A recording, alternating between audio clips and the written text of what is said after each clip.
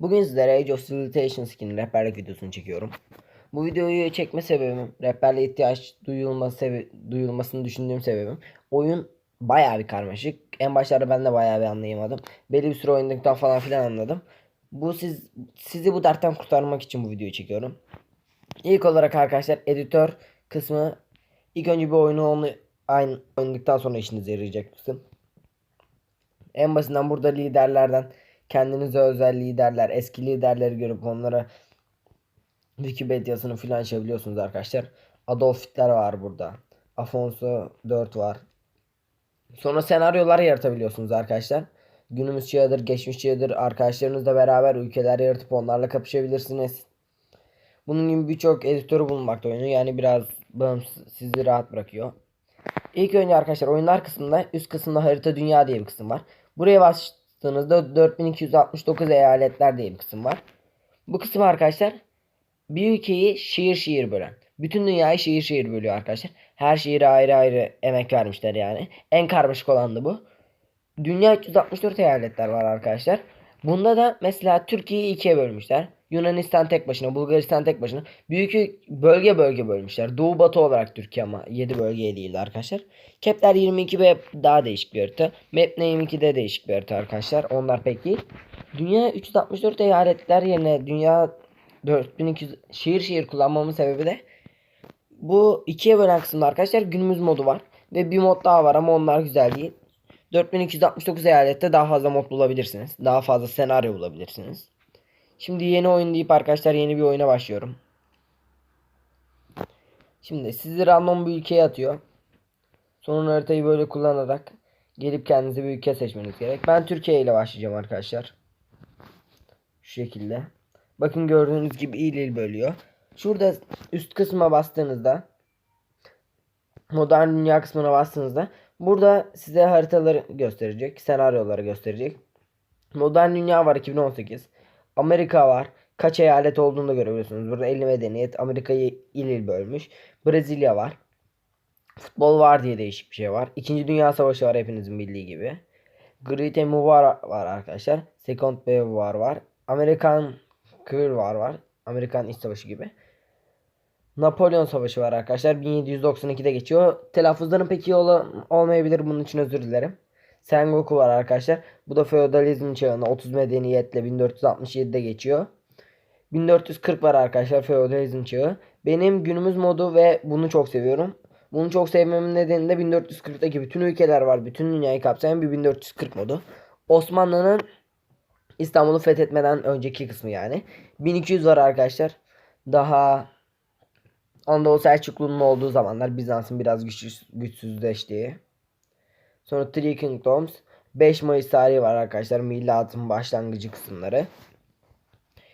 En sevdiklerimi söylersem şu an oynayacağımız modern dünya. Sonrasında 1440. Sonra 2. Dünya Savaşı. Sonra Napolyonik var. Bu da arkadaşlar 1700 kısımları 1792'de geçiyor. Osmanlı güçlü yani ve bütün dünyayı değil en doğuda Osmanlı var. Öyle açıklayabilirim biraz. Arkadaşlar telefondan oynuyorum, oyunu biraz kasabilir. Şimdi en başta sizi random bir ülke attı ya, sonra oyuncu ekleden Türkiye'nin üstüne bastıktan sonra oyuncu ekleye basarak Türkiye'ye eklemeniz gerekiyor. Ama şu an 2 oyuncu var. Bir arkadaşınızla oynayacaksanız böyle yapabilirsiniz. Ama tufalın üstüne bir daha basıp onu aşağı indiriyoruz. Ve sonra çarpı işaretine basıp siliyoruz o 2'yi. Şu an Türkiye'yi yöneteceğiz, 71 eyalet. Bu arkadaşlar 81 eyalet olmadan önceki haliyle ülkenin. Recep Tayyip Erdoğan ülkenin Cumhurbaşkanı şu an. Ankara başkent, en büyük şehir altında yazıyor İstanbul. Sonra nüfusu yazıyor. Yönetim biçimi ve halka mutluluğu, teknoloji seviyesi ve ekonomisi yazıyor.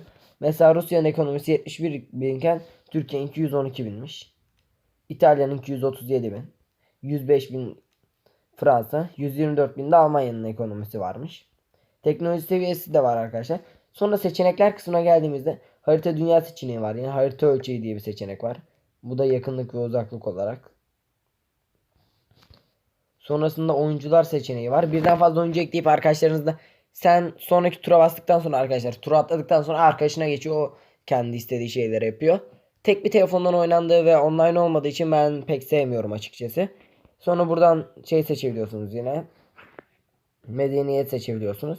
Sonra zafer koşulları diye bir kısım var. En başta Zafer koşulları hakimiyet değil de başka bir şey ise bunu hakimiyete almaya önem gösterin. Tur limitini de sıfırlayın arkadaşlar. Çünkü mesela 500 tur yaparsanız çok gelişmişken 500 tur sonunda kapanır. Teknoloji seviyesi mesela 2 olduktan sonra kapansın derseniz teknoloji seviyenizi 2 yaptıktan sonra biter. Eyaletlerin kontrolünü de yazabilirsiniz arkadaşlar. %100 yani bütün dünyayı kontrol etmeden bitmeyecek arkadaşlar. Sonu alamadım. Şimdi şu şekilde %97'de. Biz o kadar fethedelim de. %3'lük kısımdan yüzünden. A saldırganlık ve oyun hızı diye bir konu var. Diplomasiyi yönetebiliyorsunuz arkadaşlar. Bu iki ülkenin arasında garantileşmiş bağlar, savunma paklarını, ilişkileri, saldırmazlık paklarını, vasalları filan yapabiliyorsunuz. Bu oyunu biraz bozmak olduğu için ben pek karışmıyorum o kısma. Zafer koşulları hakimiyeti zorluğu seçebiliyorsunuz. Zor, çok zor, acemi, normal, çok zor diye. Ben zorda oynayacağım arkadaşlar. Savaş sisi, keşif, siz klasik kapalı yapabiliyorsunuz. Keşif yapalım ben bunu. Kapalı yaparsanız arkadaşlar tüm haritadaki askerler her zaman görülüyor. Arkadaşlar klasik yaparsanız eyalet sahipliği biliniyor. Komşu mesela Suriye'nin askerlerini görebiliyoruz. Keşif yaparsak da etkileşime geçmeden önce keşfetmen gerekiyor arkadaşlar o ikiyi.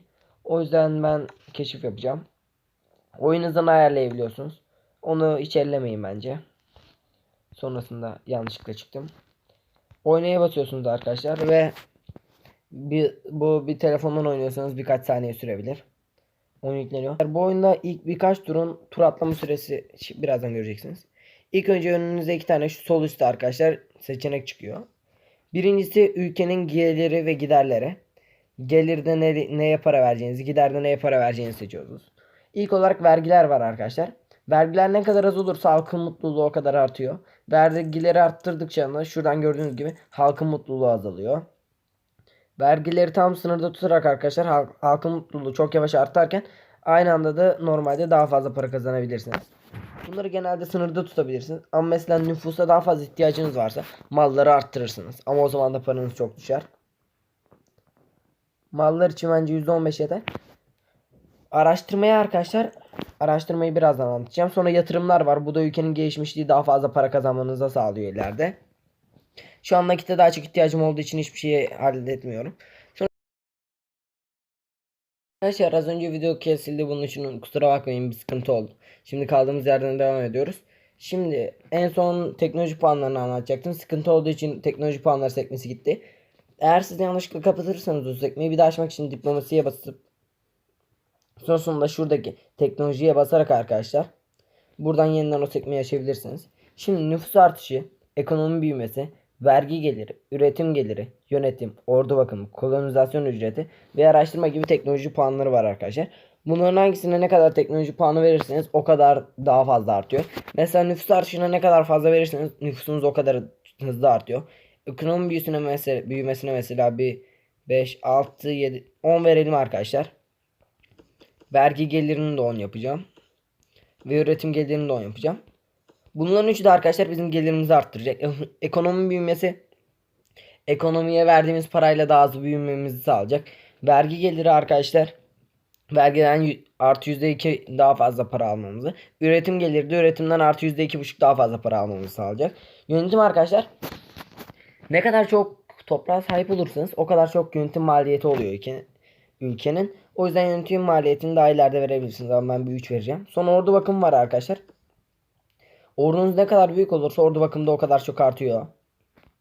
Kolonizasyon ücreti 1440-1200 gibi zamanlarda kimseye ait olmayan o çorak toprakları, Amerika'yı falan kolonize etmenize yarıyor.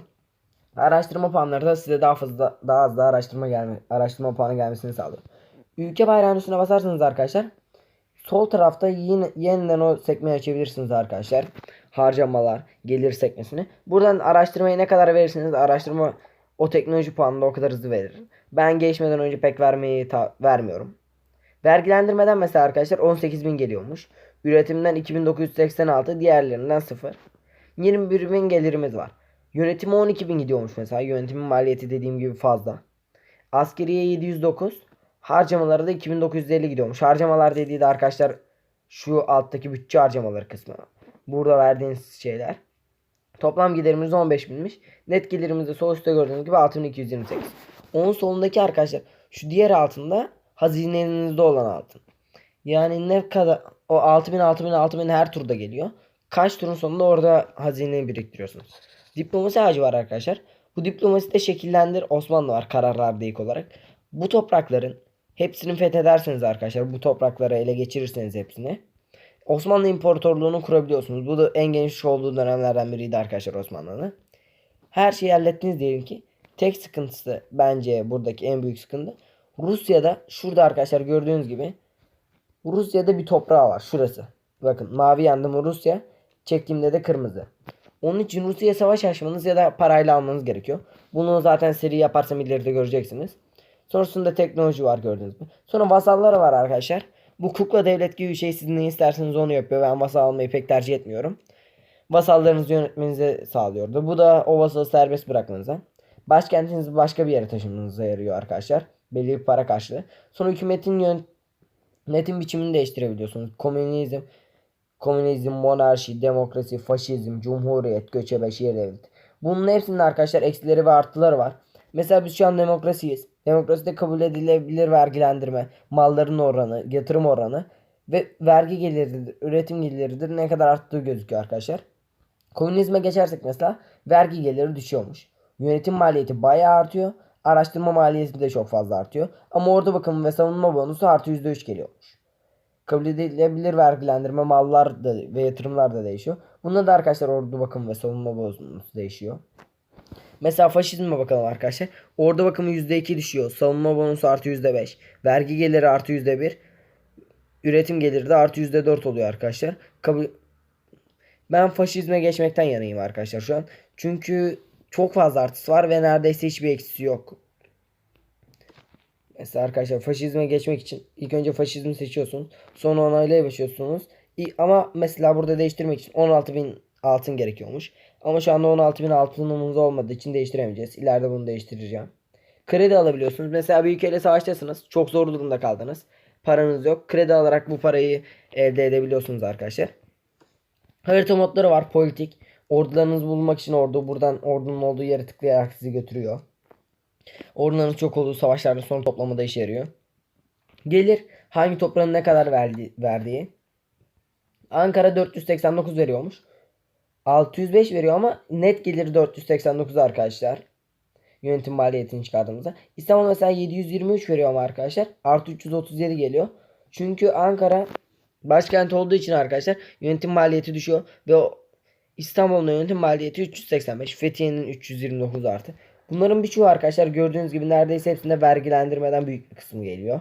Büyük bir kısmı da arkadaşlar yönetim maliyetine gidiyor. Sonrasında arkadaşlar teknoloji leveli var. Hangi ülkenin ne kadar teknoloji olduğu. Tayvan birinciymiş şu an. Nüfus yayılımı arkadaşlar. İstanbul'da 44 bin. Fethiye'de 41. Ankara'da 34. Bursa'da 31. Tekirdağ'da 31. Bunu arkadaşlar ordu basacağınız zaman da en çok olan yerlerden ordu almak istiyorsunuz. Oralardan alabilirsiniz. Ekonomik olarak var arkadaşlar. Nerenin ekonomisi daha çok gelişmiş diye. Gelişme, eyalet istikrarı. Buradaki bütün harita modlarına bakabilirsiniz arkadaşlar. Genel olarak politikte durmasını tercih ediyorum ben. Sonra arkadaşlar diplomaside göstermeyi unuttuğum bir şey daha var. Diplomasiye geldiğinizde başka bir ülkenin üstüne bastığınızda o ülkeyle aranızdakileri görürsünüz. O ülkelerin durumlarını, en gelişmiş ülkesini, en gelişmiş şehrini, başkentini görebiliyorsunuz. Sonra bu ülkeye savaş ilan edebiliyorsunuz. İlk 4 turda savaş açılmıyor tabi. Ultimatom gönderebiliyorsunuz. Bu da arkadaşlar diyorsunuz ki sana şu kadar askerle saldıracağım. Bana şu toprağı vermezsen sana şu kadar askerle saldıracağım. Bana vasal olmazsan sana şu kadar askerle saldıracağım. Mesela İran büyük bir devlet. Bununla ilişki geliştirerek bize saldırmasını engelleyip hatta onunla müttefik olabiliriz. Hakaret edebiliriz mesela Suriye'ye. Onlarımızın kötüleşmesi için. Irak mesela arkadaşlar ittifaklık teklifi var. İran'ı şu an atarsak düşük. Neden arkadaşlar? Hükümetten artı 6 geliyor. Medeniyet gücünden artı 4 geliyor. Ama ilişkilerimiz kötü olduğu için eksi 16'da arkadaşlar kabul etmeme olasılığı var. Birkaç tur sonra aramızda bununla ilişki geliştirdikçe arkadaşlar ittifak olabiliriz. Ticaret talep edebiliyoruz. Şuna savaşı ilan ederse arkadaşlar bana altın verirsen sana şu eyaleti verin. Mesela Rusya'nın elinde ilerlersek arkadaşlar bütün bayağı fazla bir altın verdikten sonra Rusya'nın tek bir eyaletini alabiliyorsunuz. Genelde kabul etmiyor ama Altın oranını çok arttırırsanız kabul edebilir. Bunun dışında arkadaşlar genel olarak böyleydi. Sonra sağ alttaki sonraki tura bastığınızda da arkadaşlar atlıyor. Ama ondan önce hareket diye bir seçenek var. Bu orduyu hareket etmenizde. Yetiştir var. Bu ordu basmanızda. Maliyeti gözüküyor ordunun arkadaşlar sağ altta. Sonra dağa bastığınızda o ili geliştirebilirsiniz. Kale basabilirsiniz mesela. Tekirdağ bir kale basarsam Yunanistan Savaşı'nda Tekirdağ'a saldıran askerleri Yunanistan'ın daha fazla hasar görecek. Bize avantaj sağlayacak arkadaş. %10 artı savunma bonusu sağlıyormuş. Gözetleme kulesi basarsak arkadaşlar buraya. Buradaki askerlerin hepsini görebileceğiz. Buraya basarsak bu iki yerdeki nereye gözetleme kulesi basarsanız oraya sınırı olan bütün eyaletlerin asker sayısını görebiliyorsunuz artık. Sonra liman basabiliriz. Bu da denize ordu çıkarmamıza yarıyor oradan. Çiftlik basabiliriz arkadaşlar. Bu büyüme oranını arttırıyor. Atölye basabiliriz. Üretim gelirini. Kütüphane basabiliriz. Araştırma bonusunu arttırıyor. Cephanelik basarsanız arkadaşlar her birim için gerekli olan altın miktarının birim başına azaltıyor. İkmal kampı basarsanız da ordu bakım. Mesela orduyu buraya koyacaksınız ya. Büyük bir çoğunlukla orada bekleyecek. Ordu bakımını azaltırsanız ordunun orada beklemesi daha azalır. Mesela İstanbul. İstanbul'a cephanelik basılabilir. Çünkü oradan çok fazla askere itilecek nüfusu fazla olduğu için. Bu ve bunun gibi şeyler yapılabiliyor arkadaşlar. Festival düzenlenebiliyor. Bu mutluluğu arttırıyor. Ben genelde yapmıyorum. Asimile edilebiliyor. Yeni aldığınız toprakları asimile etmeniz gerekiyor. Yoksa arkadaşlar isyancı çıkabiliyor. Sonra yatırım yapabilirsiniz. Bu da sonradan arkadaşlar şunun hızlandırılmış hali gibi bir şey. Şuradaki yatırımların hızlandırılmış hali gibi bir şey. Daha fazla para kazanmanıza yarıyor. Yatırım yapıyorsunuz yani. Ve başka bir şey de askeri alabiliyorsunuz buradan. Orduyu dağıtabiliyorsunuz. Mesela buradaki orduyu dağıtabiliriz. Veya fethettiğiniz ama henüz diplomasıyla almadığınız bir yere yağma yapabilirsiniz. Bir de mesela buradan arkadaşlar salgın geliyor. O toprağı terk edebilirsiniz. Şu ana kadar hiç yapmadım ama yapılabilir yani. Şimdi sonra arkadaşlar sağ alttan sonraki tura basıyorsunuz. Ve oyun yavaş yavaş bir sonraki tura geçiyor. İlk turlar genelde diğer turlara göre daha yavaş yükseliyor arkadaşlar. Birkaç tur geçelim. Sonrasında videoyu kapatacağım. Artı 6000 geldi. Artı 6000 daha geldi. Şimdi arkadaşlar size hemen hükümet biçimini değiştireceğim. Şuraya gelip hükümet biçimini değiştirip faşizm yapacağım. Çünkü arkadaşlar gördüğünüz gibi vergi geliri artıyor, üretim geliri artırıyor. Hareket maliyeti mesela biz demokrasiyiz ya, hareket maliyeti ve yetiştirme maliyeti arasında da bir değişiklik yok arkadaşlar. Faşizm alınca ordu bakımı düşüyor ve savunma bonusu da arkadaşlar %5 artıyor. Cumhuriyete geçerseniz savunma bonusu artıyor bir tek. Göçebe yaşarsanız arkadaşlar üretim geliri artı %4, vergi geliri artı %8, yönetim maliyeti artıyor, araştırma maliyeti çok fazla artıyor ve ordu bakımı artıyor. Şehir devleti yaparsanız da ordu bakımı düşüyor, savunma bonusu çok fazla. Ama yönetim maliyeti aşırı derecede artıyor arkadaşlar. Bu yüzden ben faşizmi tercih ediyorum. Ülkemiz şu an arkadaşlar faşist oldu. Diplomasiye geldiğimizde gördüğünüz gibi 3 hilal var. Bunun ben herhangi bir şey yapmadım yani. Bunun gerçekteki bir görüşümle filan alakası yok arkadaşlar. Herhangi bir şekilde karıştırılmasın. Şimdi yapabileceğiniz başka bir şey şu anlık yok. Evet arkadaşlar bu oyunda bu kadardı. Bu kadar değil arkadaşlar, daha çok özelliği var. Bütün ülkelerle oynanabilir. Güzel bir oyun bence ve bu oyun arkadaşlar ücretli. App Store'da, Steam'de veya Play Store'da bulabilirsiniz. App Store'dan emin değilim. Sanırım App Store'da yoktu arkadaşlar sanırım. Onun dışında Play Store'da ve Steam'de bulabilirsiniz bu oyunu. Maliyeti 10 lira civarlarında bir şeydi. Bence güzel bir oyun. Değer mi derseniz değebilir. Evet arkadaşlar bu videoda bu kadardı. Bu serinin devamının gelmesini istiyorsanız videoyu beğenebilirsiniz. Hoşça kalın.